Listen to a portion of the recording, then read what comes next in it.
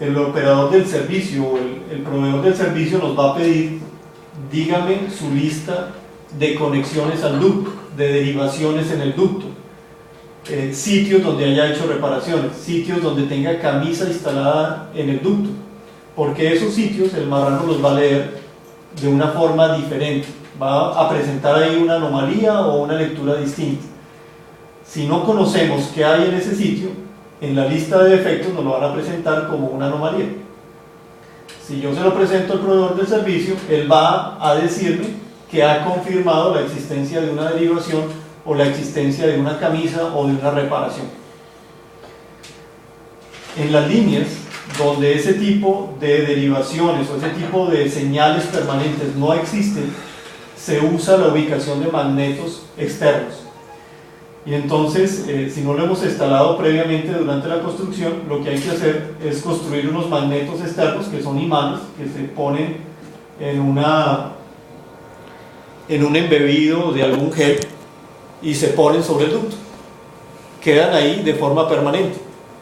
Cuando el marrano pasa, hace una lectura de ese punto y nos sirve para georreferenciarlo posteriormente y para hacer correcciones de las anomalías con relación a ese punto conocido. ¿Qué otro cuidado debemos tener en la corrida? En el recibo del marrano.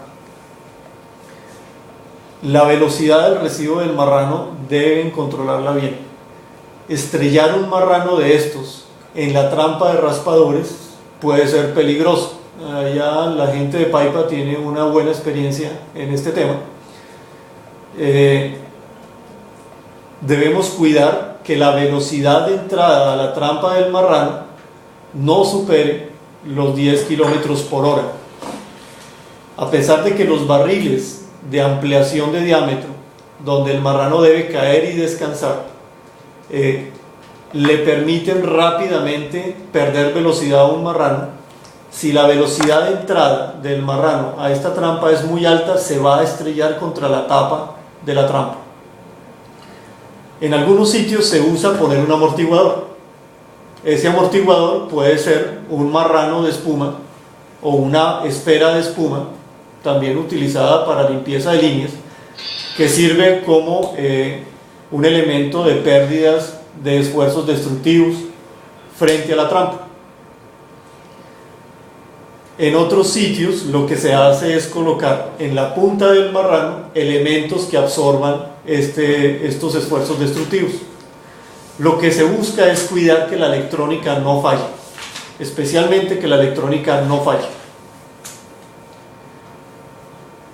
Una vez llega el marrano a la trampa, se ejecuta el procedimiento normal de cierre de la válvula de entrada a la trampa, se habilita la operación normal del sitio, se despresuriza la trampa, se saca el marrano y en ese mismo momento, antes de apagar el marrano, se hace el bajado de los datos del marrano hacia un computador de sitio. En ese momento, cuando terminamos esa bajada de datos, es posible para el operador del servicio de marranos darnos una primera indicación si la corrida fue exitosa o no fue exitosa, por velocidades o por de alguna defectología muy grande que conocemos que el marrano se la está mostrando. Esa primera indicación del proveedor del servicio debe ser verificada con los datos que su laboratorio o su análisis de datos completo le confirme, pero eso va a suceder en este momento casi que un mes después, de 15 días a un mes después. Para Colombia sucede que esta información debe ir a la casa matriz del proveedor del servicio. En este momento trabajamos con empresas como Rosen, que su casa matriz es Holanda. En algunos otros sitios como Paipa han trabajado con proveedores de servicio de Brasil, entonces esto va hasta Río de Janeiro y allá es donde se hace la verificación de los datos obtenidos por mi marrano contra las bases de datos de la empresa, de esa empresa. Y de allá viene como retorno el informe de anomalías comparado definitivo que nos va a decir a nosotros cuál va a ser nuestro plan de acción sobre las tuberías. Bien, ¿cuáles son las responsabilidades del operador en una corrida de marranos. Primero, seleccionar bien la herramienta. Luego, dar las condiciones operativas de velocidad, presión y producto conformes con los requisitos del proveedor del servicio. Cada proveedor de servicio nos va a dar sus indicaciones técnicas de acuerdo al producto que tengamos en nuestra línea, de acuerdo a la temperatura que tengamos en nuestra línea, las velocidades que normalmente manejamos. Garantizar la operación de la línea cuando la herramienta esté dentro de la línea. En este momento, comercialmente, es muy difícil que un proveedor del servicio asuma el riesgo de la línea, del ducto y de la operación, porque ha metido una de sus herramientas dentro de nuestra línea. Ese es un riesgo y es una atención que el operador debe tener. Una vez termina la corrida, se saca el marrano de la línea, toda la labor le queda al proveedor del servicio. Confírmeme si la corrida es exitosa y deme mi informe de retorno. La responsabilidad del proveedor. Ellos deben asegurarse que las condiciones físicas de la línea a la cual están ofreciendo el servicio son viables para su tecnología. Por esa razón es normal que se hagan visitas de campo para cada contratación de marrano inteligente. Ellos deben verificar las trampas, deben verificar la longitud de trampas, la posición de válvulas, el tamaño de las reducciones, y deben conocer la información de curvaturas y deben conocer la información de restricciones de la línea. De esa forma ellos pueden cotizarnos y decirnos si su tecnología es viable en nuestra línea o no. Luego, en el momento de ejecutar la tarea, deben disponer de las herramientas en campo y deben disponer de los repuestos suficientes de manera que cualquier anomalía pequeña, salvable en campo, puedan resolverla. Deben, al terminar la carrera, bajar los datos, enviarlos a su casa matriz y darnos un primer informe de carrera exitosa.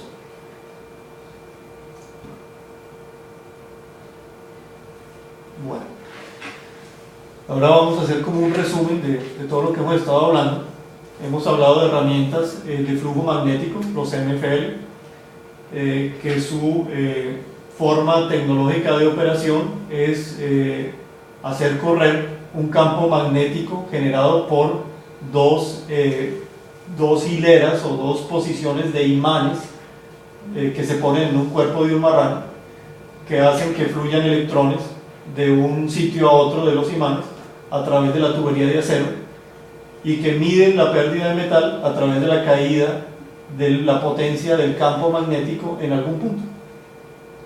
Esa lectura la llevan a su electrónica, la conservan en su electrónica y luego la descargan al computador para ser analizada por comparación con defectos conocidos por el proveedor del servicio.